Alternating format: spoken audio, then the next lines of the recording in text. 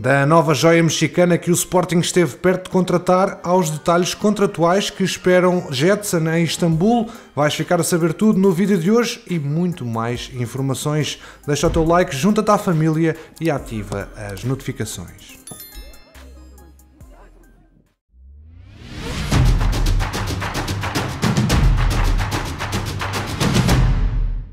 Vamos começar pela Luz, onde aparentemente poderá haver limpeza geral na direção e em alguns departamentos do clube encarnado. A 6 pontos do Sporting e a 12 do Futebol Clube do Porto na Liga Bwin e depois de perdida a Allianz Cup, a última competição interna que restava, o Benfica já prepara a próxima época. Pereira Coelho, que volta a assumir protagonismo como membro do novo Conselho de Administração da SAD, terá poderes alargados no futebol e vai fazer acertos na estrutura. Após mais uma época de fracasso desportivo, está em marcha uma limpeza interna. Rui Pedro Brás, diretor-geral para o futebol, pode estar em risco e é seguro que Nelson Veríssimo não será o treinador na próxima temporada. Segundo o jornal Record, Rui Costa tinha em mente executar o seu plano para o futebol no final da temporada, mas face aos maus resultados e com os lugares de apuramento direto para a Champions mais longe, optou por antecipar essas alterações, mesmo que o Benfica ainda tenha de defrontar o Ajax nos oitavos de final na prova principal de clubes organizada pela UEFA. Tendo mantido o vínculo aos encarnados após a renúncia ao cargo para diretor-geral para o futebol, que ocupou entre 2013 e 2017, Pereira Coelho foi chamado para a administração da SAD, eleita a 24 de janeiro passado e com poderes no futebol. É considerada a pessoa certa para o lugar, pois é visto como alguém que mantém distância em relação aos jogadores e é disciplinador. Pereira Coelho já está a preparar a próxima temporada, ao mesmo tempo que planeia emagrecer a estrutura diretamente ligada à equipa de futebol.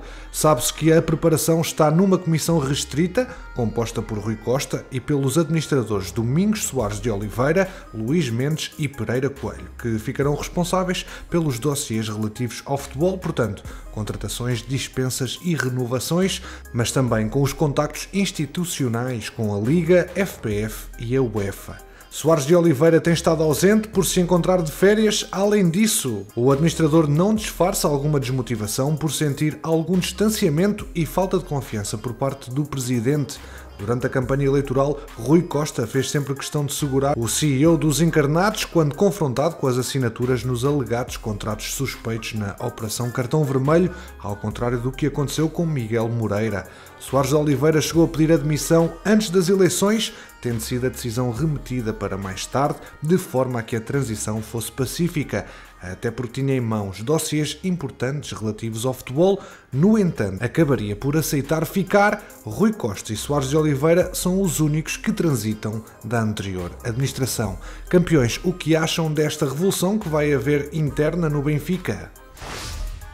O Flamengo, que tentou Galeno antes de este assinar pelo Futebol Clube do Porto, ainda não desistiu de Everton. Bruno Spindel, o diretor de futebol do Mengão, assume que há negociações com o Benfica, mas que não se avizinham nada fáceis.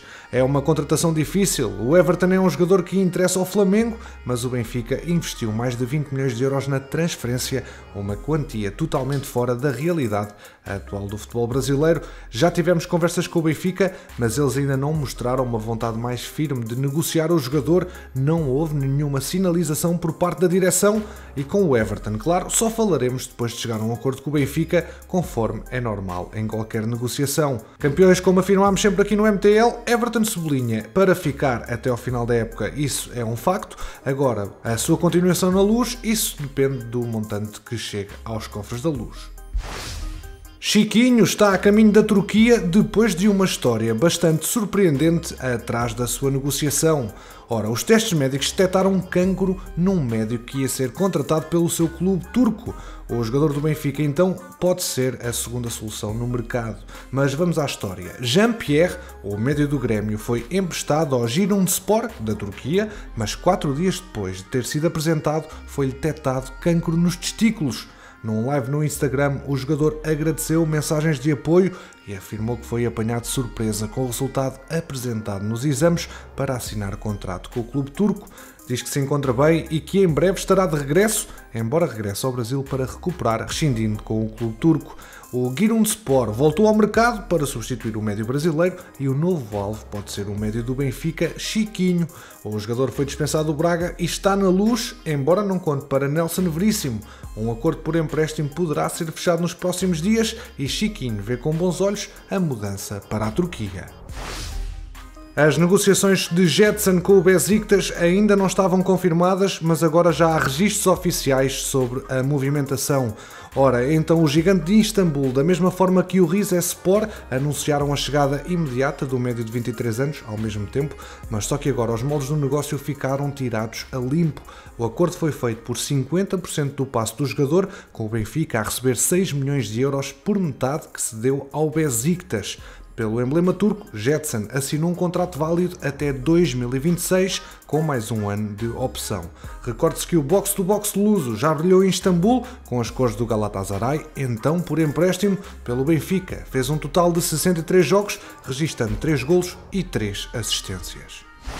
O Valladolid já descartou a continuidade de Plata no plantel. A atuação diante do poderoso Brasil, onde foi um dos melhores do Equador, colocou Gonzalo Plata nas bocas de todos e fez os adeptos do Valladolid voltarem a sonhar com a permanência do extremo no clube, mas o diretor desportivo saiu esta quarta-feira para colocar água na fervura. Não é que o clube espanhol não queira ficar com o equatoriano, o problema é mesmo o dinheiro, os 10 milhões de euros da opção de compra que foi fixada a quando do empréstimo com o Sporting.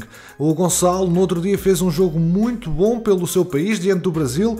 É um jogador que está connosco na segunda. Esse jogo não muda nada no nosso interesse. No último dia de mercado perguntaram-nos por ele, mas não houve ofertas concretas. É um jogador muito jovem que tem de melhorar muitas coisas e para mim também é um desafio ajudá-lo pessoalmente a melhorar enquanto jogador e futebolista de equipa.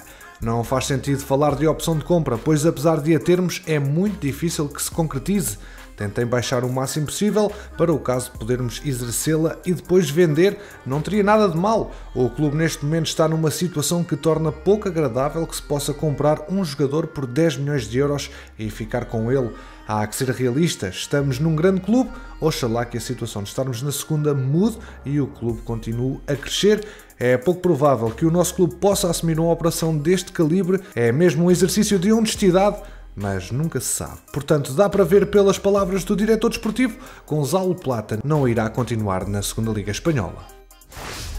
Chegam também informações vindas do México, através do portal Superlíder, que o Necaxa poderia ter feito uma venda histórica de uma das suas grandes jovens promessas, Jesus Alcantar, para o Sporting. Foi no penúltimo dia de mercado que os Leões entraram em contacto com os Raios, mas não conseguiram fechar o negócio devido a detalhes burocráticos que impediram mesmo a venda ao Sporting. Alcantar é um dos jovens que está ao serviço da seleção mexicana sub-20 e é considerado então uma das joias do Necaxa. Tem o seu contrato a terminar em junho de 2022 e era a última oportunidade do clube mexicano fazer dinheiro com ele. O Sporting continua a mantê-lo debaixo de olho, mas ainda não foi concluída nenhuma transferência nem nenhuma atualização sobre o seu processo oficialmente. Os adeptos da Lazio não gostaram do mercado de transferências realizado pelo clube em janeiro. Centenas manifestaram-se na última quinta-feira junto ao centro de treinos. No mês de janeiro chegaram ao clube Jovan Cabral e o sérvio Kamenovic. Segundo os manifestantes, este foi outro mercado medíocre, lia-se numa das faixas escritas. A juntar às críticas dos adeptos, os mídia italianos acrescentam que o próprio treinador Maurizio Sarri, como demos a conhecer ontem, não terá dado o aval à contratação de Jovan Cabral. A Lazio, recorde-se, é adversária do Futebol Clube do Porto no play-off de acesso aos oitavos da Liga Europa. O primeiro jogo no Dragão está marcado para 17 de fevereiro, a segunda mão joga-se no Olímpico de Roma a 24.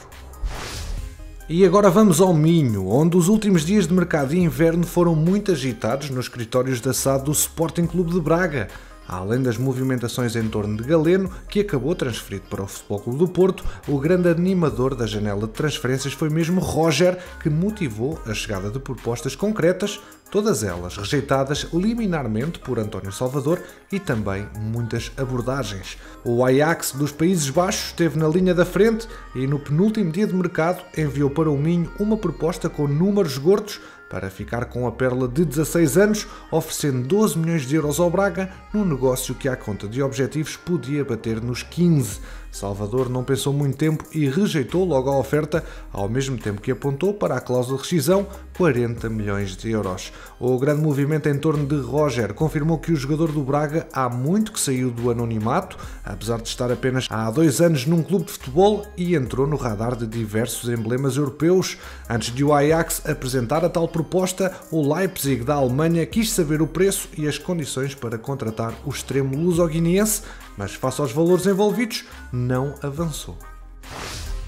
Jorge Costa está de regresso ao ativo e à Tunísia. O técnico foi oficializado como o novo treinador do Sfaxien, o clube que já treinou durante um breve período em 2016-2017. Campeões, obrigado pela preferência aqui no MTL. Já sabes que aqui ficas sempre atualizado ao minuto sobre o mercado de transferências. Deixa o teu like, ajuda o projeto a crescer e quanto a nós, vemo-nos no próximo episódio.